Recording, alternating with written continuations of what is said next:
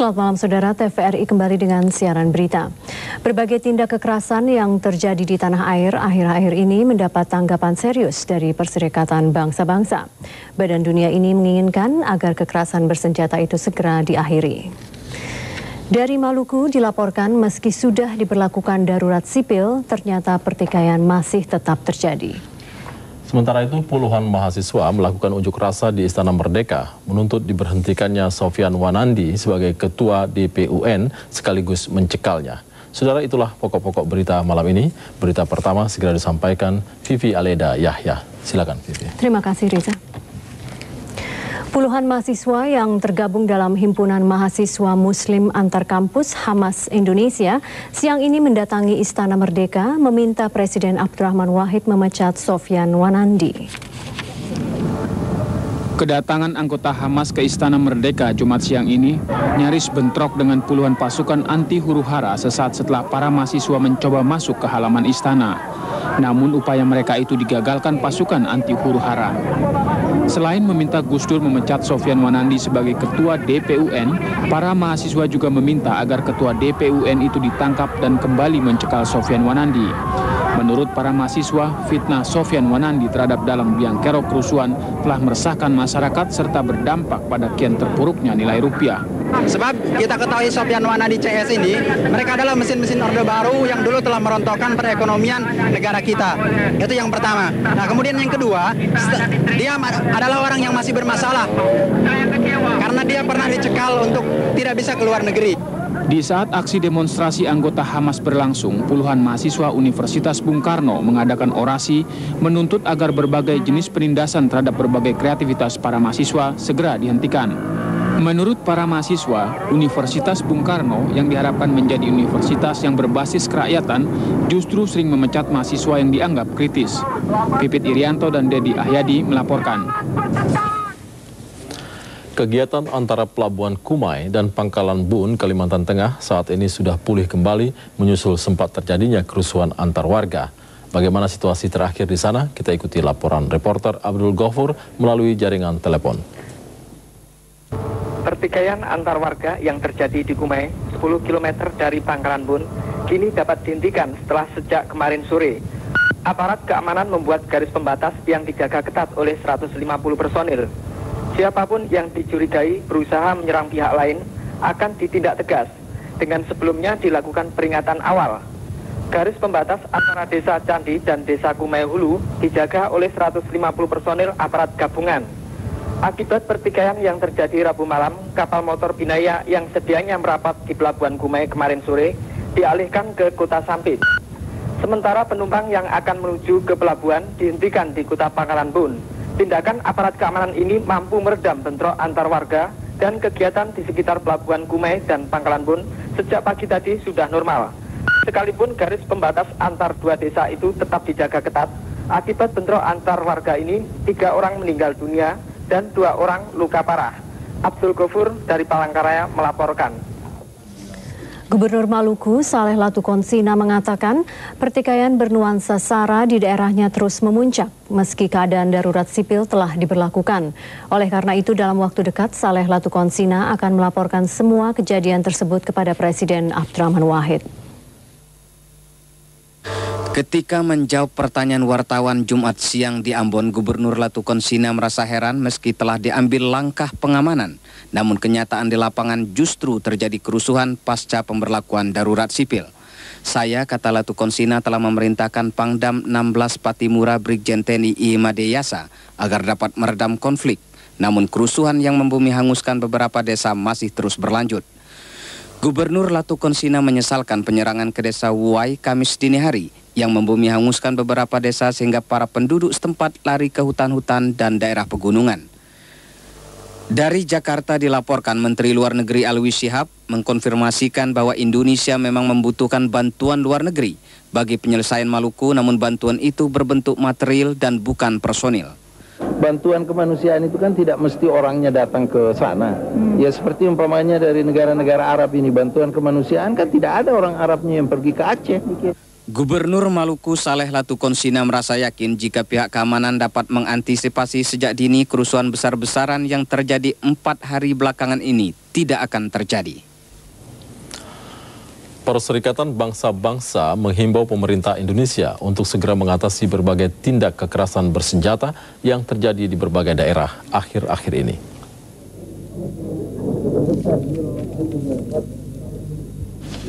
Peringatan PBB disampaikan Menteri Luar Negeri Alwi Shihab kepada wartawan usai pertemuan dengan sejumlah duta besar negara sahabat hari ini di Jakarta.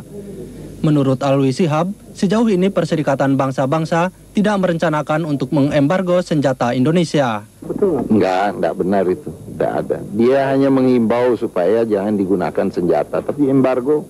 Enggak. Sedangkan Ketua Fraksi PKB MPR RI Kiai Haji Yusuf Muhammad mengemukakan embargo senjata terhadap Indonesia merupakan langkah baik jika alasannya TNI tidak dapat mempertanggungjawabkan penggunaan senjata itu. Kalau embargo ini dilakukan karena ternyata terjadi penyalahgunaan senjata untuk kepentingan-kepentingan yang tidak benar di dalam negeri, seperti yang kita dengar di Ambon dan di beberapa daerah lainnya, saya kira itu baik. Menurut Ketua Fraksi PKB MPR RI Gus Yus, sikap PBB merupakan jawaban atas ketidaksolidan kita dalam menjaga senjata tersebut. Saudara, untuk membahas lebih lanjut masalah embargo senjata Amerika Serikat terhadap Indonesia, dalam rubrik Persepsi kami hadirkan Wakil Ketua Komisi 1 DPR RI, Mayor Jenderal Purnawirawan RK Sembiring dan Dipandu Sutrimo.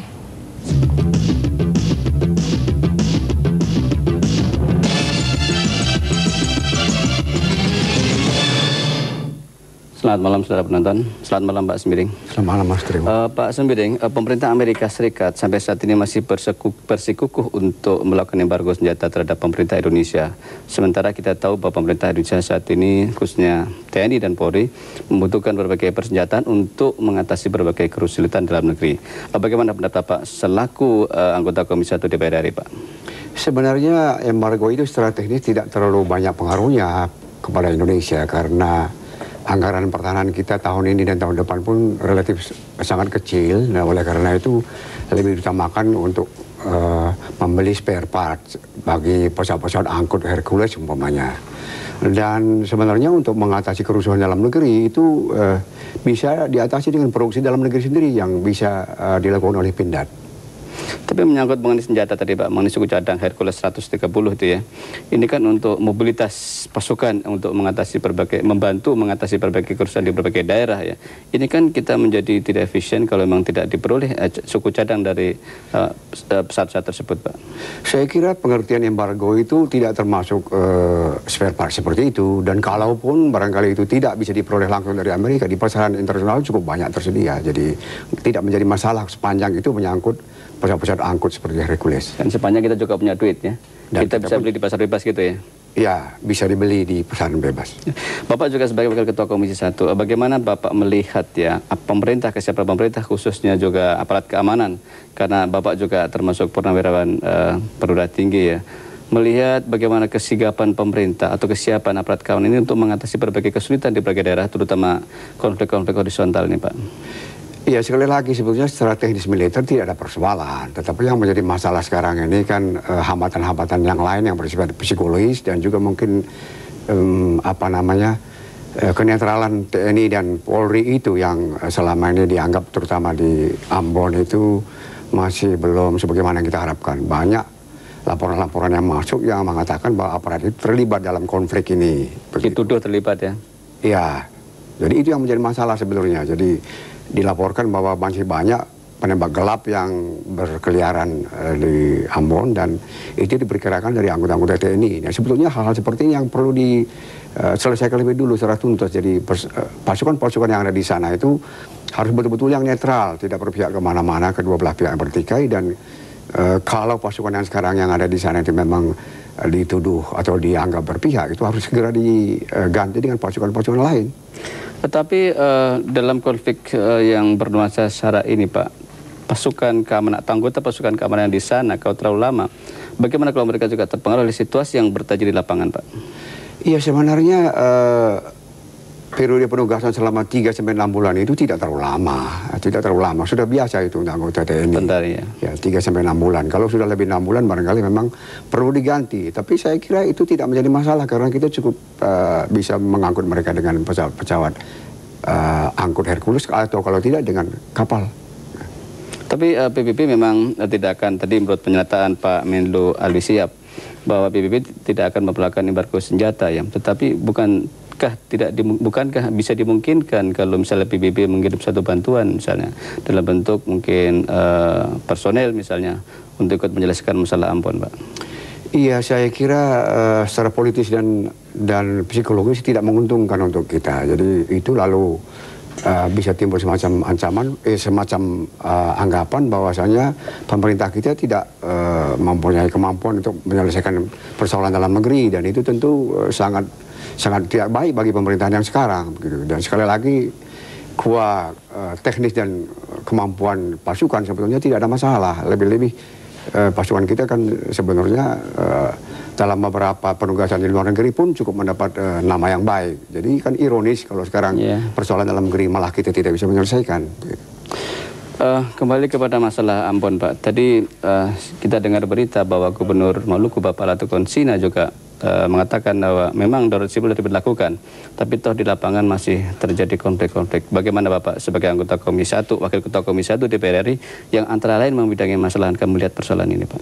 Iya, darurat sipil itu artinya kan pemegang kekuasaan darurat sipil itu sekarang kan gubernur. Jadi gubernur yang sebenarnya harus memberikan perintah-perintah yang tegas kepada aparat di lapangan, begitu. Jadi tapi mungkin dia gubernurnya sendiri belum siap, dalam arti kata kurang mempunyai katakanlah pengalaman dalam bidang itu karena tidak pernah mengalami darurat sipil. Jadi yang pertama kali ya? Ya baru pertama kali. Dan mengalami persoalan yang begitu rumit. Dan mengalami persoalan begitu rumit, dan barangkali beliau juga orang sana yang barangkali secara emosional terlibat di dalamnya langsung. Ini kan sulit itu. Paling tidak pengaruh emosional gitu? Ya, paling tidak. Kalau menurut Bapak sebenarnya sebaiknya bagaimana, Pak? Ya, sekali lagi pasukan-pasukan yang bertugas di sana itu harus betul-betul netral. Dan kalau yang sekarang memang tidak netral harus segera diganti dan diyakinkan bahwa yang datang itu betul-betul memang dari kesatuan-kesatuan yang mempunyai disiplin yang tinggi. Dan gubernur sebagai penguasa darurat sipil harus bertindak tegas, begitu. Kalau beliau tidak mampu, ya saya kira tidak perlu lama-lama ditolerir terus karena korban sudah sebagian banyak. Begitu. Terima kasih Pak Sembiring. Terima kasih. Sudah benar, demikianlah wawancara kami dengan Bapak Mayor Jenderal TNI Purnawirawan Raja kami Sembiring Meliala, dan kini kita ikuti berita selanjutnya bersama rekan Reza Pahlawan dan Vivi Alaida. Saudara, pemerintah Amerika Serikat menyatakan khawatir terhadap situasi di Indonesia. Kemarin, Kementerian Luar Negeri Amerika di New York mengeluarkan imbauan kepada warganya yang tinggal maupun tengah berkunjung ke Indonesia agar hati-hati dan waspada. Pernyataan Kementerian Luar Negeri Amerika Serikat juga menghimbau warga Amerika untuk tidak berada di tempat-tempat yang membahayakan. Bunyi pengumuman Kementerian Luar Negeri Amerika memprediksikan aktivitas politik unjuk rasa dan aksi kebrutalan di Jakarta akan terus berlanjut sampai sidang umum tahunan MPR Agustus mendatang. Oleh karena khawatir akan masalah keamanan, demikian bunyi pernyataan itu, pemerintah Indonesia telah membatasi pejabat pemerintah Amerika dan negara-negara asing lainnya berkunjung ke daerah tertentu. Warga Amerika diminta untuk tidak berkunjung ke Maluku dan Maluku Utara, dan jika masih berada di sana, mereka diminta segera meninggalkan daerah itu. Selain ke Maluku, warga Amerika Serikat juga diminta tidak datang ke Aceh dan Papua. Demikian bunyi pernyataan Kementerian Luar Negeri Amerika Serikat yang dikutip kantor berita antara dari New York, Amerika Serikat. Petugas Laboratorium Forensik Mabes Polri hari ini melakukan pembersihan puing-puing bekas ledakan bom yang terjadi di Gedung Bulat Kejaksaan Agung Jakarta. Berkaitan dengan peledakan bom di Gedung Bulat Kejaksaan Agung Selasa petang lalu, saat ini pihak kepolisian telah menahan beberapa orang yang dicurigai. Ledakan bom yang tidak menimbulkan korban jiwa itu sampai saat ini masih dalam penyelidikan pihak yang berwajib. Hingga saat ini, petugas kepolisian terus melakukan pengawasan dan penjagaan di sekitar lokasi kejadian. Meskipun demikian, Gedung Bulat yang setiap harinya dipergunakan untuk pemeriksaan berbagai kasus itu, sampai saat ini terus melakukan aktivitasnya. Hari ini tersangka kasus Bank Bali Rudi Ramli datang ke Kejaksaan Agung untuk menemui tim pemeriksa Bank Bali. Selain Rudi Ramli, sore tadi Muhammad Hasan atau Bob Hasan juga diperiksa dalam kaitan kasus pemetaan HPH dan HTI. Ribuan umat Islam dari Jakarta, Karawang, dan Purwakarta mengikuti istighosah atau doa bersama kemarin di Cikampek, Jawa Barat. Istighosah dilaksanakan untuk memohon kepada Allah Subhanahu wa Ta'ala agar bangsa Indonesia segera keluar dari berbagai krisis dan terhindar dari ancaman perpecahan.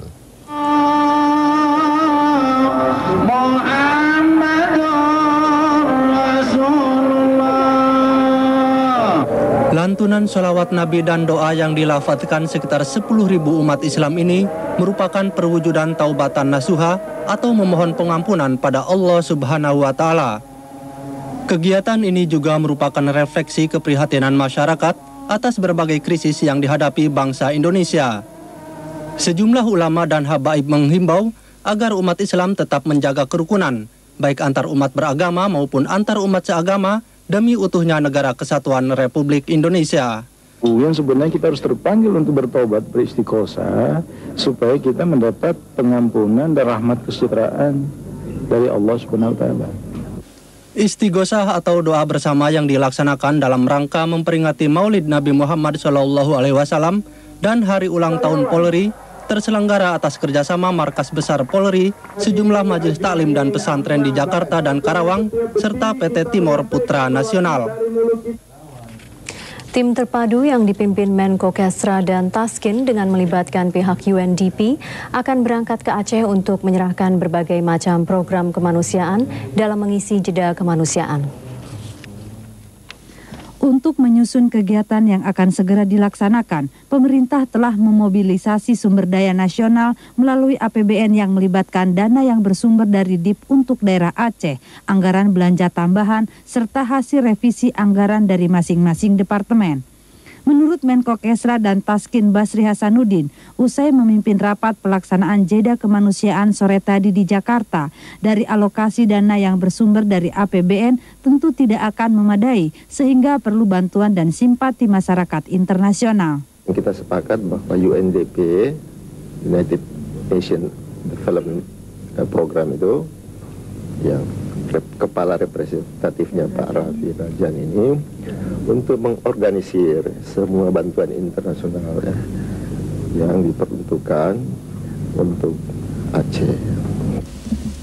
Sementara itu, Menteri Negara Urusan HAM Hasbalah M. Saad mengakui dalam pelaksanaan jeda kemanusiaan ada yang setuju dan tidak ada yang setuju. Yang tidak setuju memanfaatkan situasi ini dengan berbagai kegiatan yang bernuansa politik maupun kriminal. Korban seperti yang dulu kita dengar tiap hari ditemukan mayat di parit, ada orang yang hilang, diculik, sekarang sangat berkurang. Jadi indikator ini memperlihatkan bahwa jeda kemanusiaan itu besar sekali hasilnya. Cuman tidak mungkin dalam tempo sebulan persoalan yang telah terjadi begitu lama bisa segera. Nah, ini memerlukan proses. Dan dilihat dari perkembangan proses itu, kita punya alasan untuk optimis. Rapat pelaksanaan jeda kemanusiaan yang dipimpin Menko Kesra dan Taskin Basri Hasanuddin juga dihadiri Mendagri Menko Polkam ad interim Suryadi Sudirja serta Kepala Perwakilan UNDP Raffi Rajan. Dari sekitar 1.000 korban gempa bumi di Bengkulu, kini tinggal 7 orang yang masih dirawat di rumah sakit, sedangkan lainnya telah diperkenankan pulang ke rumah. Meskipun tinggal 7 korban yang masih dirawat di rumah sakit, namun tenda berpengatur suhu ruangan bantuan Palang Merah Internasional dan Palang Merah Indonesia yang didirikan di depan Rumah Sakit Umum Dr. M. Yunus belum dibongkar karena masih menerima pasien yang luka ringan. Keberadaan tenda ini dinilai penting karena gempa susulan masih terjadi, seperti 2 hari lalu berkekuatan 5,4 skala Richter. Ketika menerima bantuan berupa obat-obatan dan tenaga dokter dari perusahaan Nyonya Menir dan Lions Club Semarang di Bengkulu, Gubernur Bengkulu Hasan Zain mengatakan bantuan makanan dan obat-obatan dinilai telah cukup. Nah, yang sangat kita masih harapkan ke depan ini sebenarnya bantuan yang namanya bantuan bangunan selesai. Ada yang memilih 1 unit, misalnya 1 unit gedung SD. Ada yang mengambil yang saya katakan satu paket tadi, satu puskesmas, satu SD. Sementara itu bantuan dokter dari Semarang ini bekerja dengan tim medis Bengkulu mulai hari ini diterjunkan ke daerah yang mengalami kerusakan cukup parah akibat gempa guna melakukan pengobatan secara cuma-cuma dan memberikan bantuan bahan makanan serta pakaian. Depresiasi terhadap mata uang rupiah selama krisis ekonomi ini berlangsung nampaknya tidak selalu berarti malapetaka bagi perekonomian Indonesia, khususnya pada peningkatan ekspor produk agribisnis. Bagi industri-industri yang memiliki kandungan lokal tinggi seperti agribisnis, depresiasi rupiah justru mendatangkan berkah. Demikian dijelaskan Profesor Bungaran Saragi dalam ceramahnya di hadapan peserta seminar Agribisnis Expo 2000 yang membahas sumber-sumber pertumbuhan baru agribisnis Indonesia pagi tadi di Jakarta. Sementara itu menurut pembicara lainnya, Rauf Purnama, prospek agribisnis di tanah air sangat tergantung pada pengembangan industri pupuk majemuk, khususnya untuk memenuhi kekurangan penyediaan pupuk sehingga dapat menjamin pelaksanaan program pemupukan berimbang. Jadi kita harus berpikir yang akan datang itu, penyediaan pupuk itu harus kita berubah yang akan datang ini, dimana si petani ini sudah siap pakai, itu yang akan datang. Nah, tapi kita harus memulai, maka Petro ini memulai dengan pembangunan pabrik pupuk majemuk yang pertama di antara BUMN. Kebutuhan pembangunan agribisnis pada setiap daerah berbeda-beda, maka pengelolaannya juga berbeda. Karena itu, sistem desentralisasi pembangunan yang digulirkan pemerintah saat ini sangat tepat untuk pembangunan agribisnis. Penyalahgunaan narkoba hingga saat ini cenderung meningkat. Tragisnya, bagian terbesar dari para korban narkoba ini adalah remaja. Data menunjukkan sekitar 2 juta orang saat ini terlibat dalam jaringan narkoba, baik sebagai pengedar maupun pemakai. Pemakainya dari semua golongan dan persentase terbesar adalah remaja. Akibat narkoba, karir dan kredibilitas seseorang bisa jatuh. Maka tak jarang bagi mereka yang terjerumus ke wilayah gelap narkoba, susah untuk kembali ke dunia nyata. Banyak tempat rehabilitasi yang ditawarkan. Salah satu yang kita kenal adalah pesantren, yang biasa menggunakan pendekatan keimanan bagi pasien narkoba. Pondok pesantren Hikmatul Kamal di Kecamatan Nyalindung, Sukabumi merupakan satu contoh.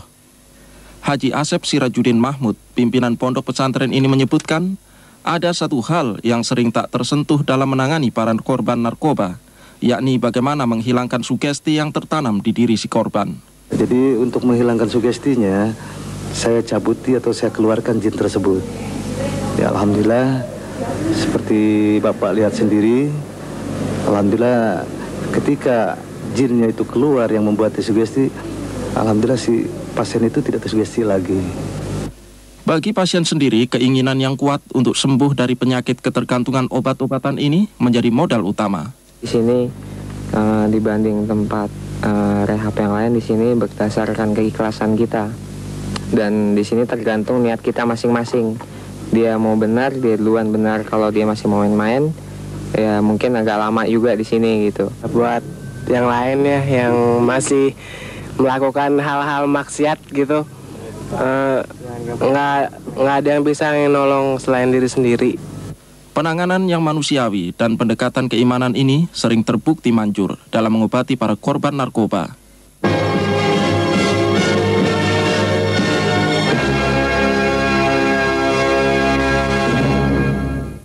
Kini kita ikuti sebuah berita ringan. Saudara, perhatian orang termasuk para medis dan pasien di Rumah Sakit Marinir Gunung Sari, Surabaya beberapa hari terakhir tersedot oleh kehadiran Jamilah, bocah mini dari Bangkalan, Madura di rumah sakit tersebut. Berikut laporan tim liputan TVRI Surabaya.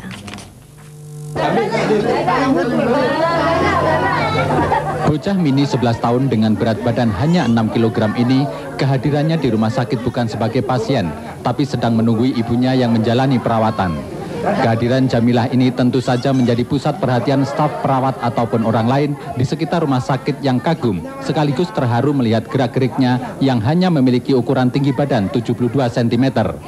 Dengan gayanya seperti layaknya anak usia balita, Jamilah pun tak canggung meski bergaul dengan suster yang seringkali mengajaknya bercanda. Namun ketika TVRI datang, ia terlihat agak malu-malu memperkenalkan diri di depan kamera. Tapi akhirnya ia mau bergaya dan mau diajak bicara, bahkan memberi hormat layaknya seorang militer. Kesukaannya memberi hormat ini barangkali terpengaruh oleh lingkungan rumah sakit yang banyak lalu lalang marinir. Bocah kerdil anak kedua pasangan dari Nekrah dan Nyonya Halimah kini duduk kelas 1 sekolah dasar. 3. Ya, 4. 4. Iya, 5 terus? 5. Terus? Habis 5 berapa? Habis 5. Loh kok gak bisa? Jamilah agaknya bukan satu-satunya bocah kerdil. Karena menurut catatan Museum Rekor Indonesia MURI, bocah mini terkecil di Indonesia adalah Supriyati dari Pati, Jawa Tengah, berusia 7 tahun dengan berat 3,5 kg. Cahyono dan Budiono dari Surabaya melaporkan. Saudara, investor asing masih memiliki kepercayaan untuk menanamkan modalnya di Indonesia di tengah kondisi ekonomi yang masih rawan. Persaingan dalam menarik dana investasi di era globalisasi ekonomi tidak hanya terjadi di antara negara maju, namun juga dialami sesama negara berkembang. Di tengah kondisi ekonomi Indonesia yang belum pulih dari krisis, berbagai usaha retail diantaranya produk sandang memasuki pasar Indonesia.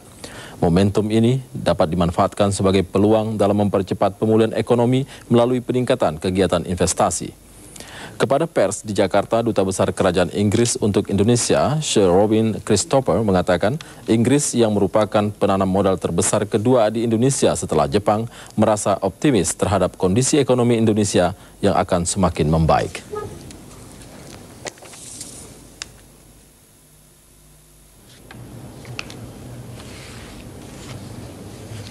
Saudara, melengkapi siaran berita TVRI kali ini, berikut kami sampaikan perakiraan cuaca umum Indonesia yang kami terima dari Badan Meteorologi dan Geofisika berlaku besok.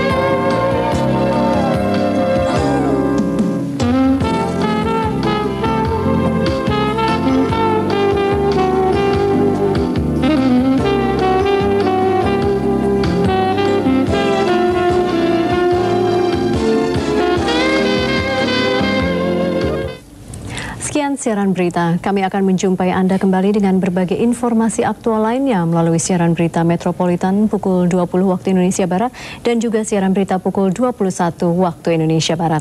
Kami yang bertugas mengucapkan terima kasih atas perhatian Anda dan selamat malam.